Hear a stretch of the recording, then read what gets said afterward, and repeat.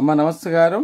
ఇప్పుడు బుజ్జి బుజ్జి గణపయ్య పాటలో మనం చరణం చెప్పుకోవాలి. పల్లవ వరకు చెప్పుకున్నాము, చరణం చెప్పుకోవాలి. ఇప్పుడు రెండు దాలు వస్తాయి. ఈ రెండు దాలు వస్తాయి. ఇప్పుడు మకర జ్యోతి సంబరాల్లో అంటే దా దా దా, రెండో దా, ఒకటో దా, దా దా నీ రీ రీ రీ రీ రీ. మకర జ్యోతి సంబరాల్లో సేవలు పూజలు చేయంగా అంటే నీరిని దాని దా దా దా దా. మకర జ్యోతి సంబరాల్లో సేవలు పూజలు చేయంగా తర్వాత ముసి ముసి నవ్వుల ఇంతవరకు దాదా నీ నీ నీ నీ నీ నీ. ముసి నవ్వుల ముద్దులు బాలుడు నీతో ముచ్చటలాడంగా అంటే దానిదా దాదా మాదమగా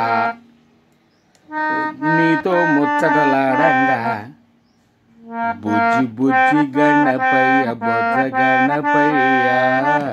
అట్లా ఒకసారి మళ్ళీ దాదా నీరి రీ రీ రీ నీరిని దాని దాదా దాదా నీ నీ నీ నీ నీ నీ దానిదా దానిదా దాదా మాదమగా.